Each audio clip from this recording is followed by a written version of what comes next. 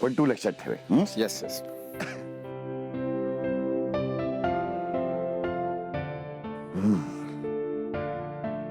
दादा थँक्यू. नर्मदा, मीरा आली का? नाही अजून. पण दादा तुला तरी कसं पटतंय रे हे? काय? नाही म्हणजे घरातली सून अशी कुणाकडेही जाऊन राहतेय, बरं दिसतं का? नर्मदा, एक तर ती कोणाकडे तरी जाऊन राहत नाहीये. ती जिजाकडे जाऊन राहते. ती आनंदाची मैत्रीण आहे. आणि माझ्या मुलीवर आणि सुनेवर पूर्ण विश्वास आहे. बघ बाबा, तुला पटतंय तर जाऊ दे, पण मला आता हे सहन होत नाही. अजिबात सहन होत नाही. सगळी घरातली कामं मी एकटीने करायची का? वहिनींनी मोलकरीण करून ठेवलेली आहे माझी. नर्मदा,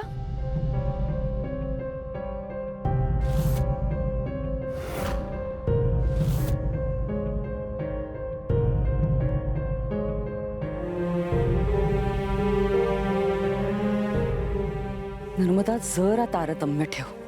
आत्ता आलेत ते घरी, लगेच तक्रारी करू नकोस. तक्रार? नाही नाही, मी कशी काय तक्रार करणार? उपयोग काय त्याचा? कारण माझा दादा माझी बाजू कधी घेतच नाही ना.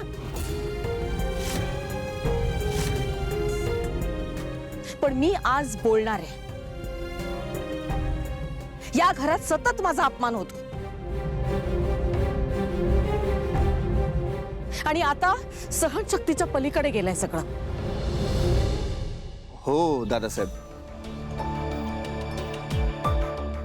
म्हणजे मी बघतोय ना, खूप स्ट्रेसमध्ये आहे मामा. वेळेवर खात पीत नाहीये, रात्री नीट झोपत नाहीये, खूप टेन्शन आलंय.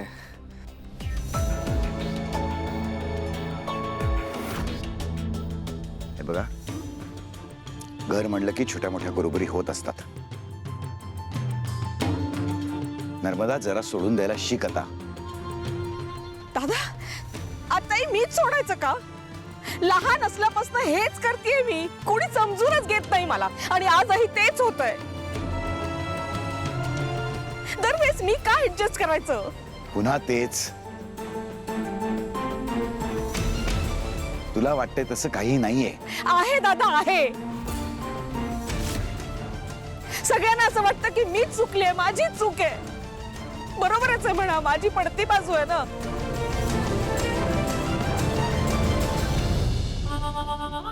नर्मदा,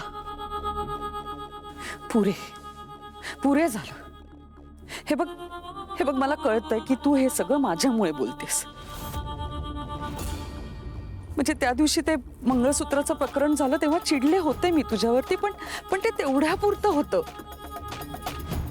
पण आता मी तुझ्याशी काहीच वाईट वागत नाहीये. आणि तरी तुला तसं वाटत असेल ना, तर हात जोडून माफी मागते मी तुझी. हवं तर पाया पडते, चालेल का? पण प्लीज प्लीज कुरबुर करू नकोस. वा वहिनी वा, हे बरं आहे. हे म्हणजे असं झालं, आधी लात मारायची आणि वर म्हणायचं सॉरी हा, चुकून लागली लात. किती नाटकं कराल तुम्ही, किती नाटकं? आता बास झाली तुमची नाटकं. नर्मदा, बास झाला. बंद करा तुमचे हे बाष्कळ आणि पोरकट वाद. मीरा आणि अथर्वच्या नात्यासाठी मी थोडा वेळ मवाळ वागतोय, पण याचा अर्थ असा नाहीये की घरात कुणीही कसंही वागलेलं मी खपवून घेणार आहे. मला बहीण आणि बायको या दोघी सारख्याच आहेत. तुमच्यातली जी काय भांडणं आहेत ना, ती तुमची तुम्ही मिटवा. मला पुन्हा या घरात हे असले वाद नको आहेत.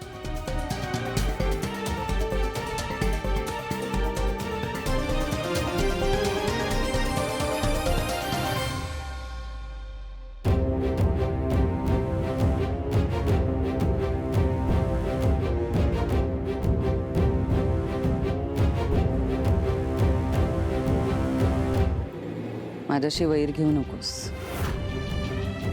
टिकाव लागणार नाही तुझा. कुणाला धमकी देतेस का? सोडणार नाही मी तुला.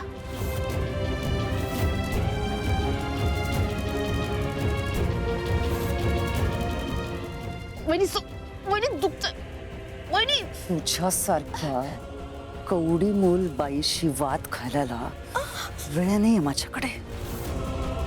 नाही तर आत्ता इथेच सूक्ष्म मोक्ष लावला असता.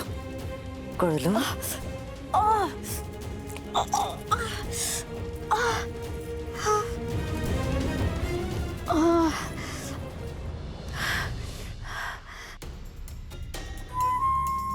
रस्त्यावरची दरिद्री बाई होतीस तू.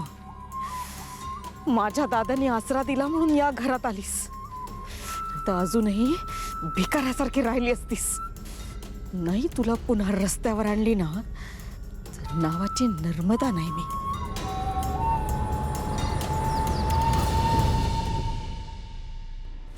क्लिं क्लिं क्लिं मरा कालशैवः. क्लिं क्लिं क्लिं मराः कालशैवः. क्लिं क्लिं क्लिं मराः कालशैवः. क्लिं क्लिं क्लिं मराः कालशैवः. क्लिं क्लिं क्लिं मराः कालशैवः. क्लिं क्लिं क्लिं मराः कालशैवः. क्लिं क्लिं क्लिं मराः कालशैवः. क्लिं क्लिं क्लिं मराः कालशैवः. बाबा खरंच मी उद्या खूप बिझी होते. मी आत्यासोबत मार्केटला गेले होते ना. आत्यासोबत फिरायला वेळ आहे तुझ्याकडे, पण बाबाशी बोलायला वेळ नाही. आपल्या मिशनसाठीच गेले होते. मला असं वाटलं तिकडे गेल्यावर आत्या आईला भेटायला घेऊन जाईल.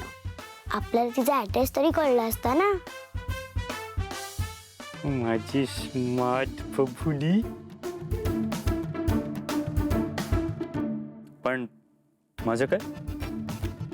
तुझ्याशी बोलता नाही आलं, पण मी आईशी व्हिडिओ कॉल वरती बोलली. ती आपल्या दोघांना खूप मिस करते. ती तुला मिस करत असेलच. बाबा आईला खूप लोनली फील वाटतंय. खरंच? हो बाबा, तू नव्हता सावली मावशीचा ऍड्रेस शोधून काढ. सो मीरा सावलीकडे गेली.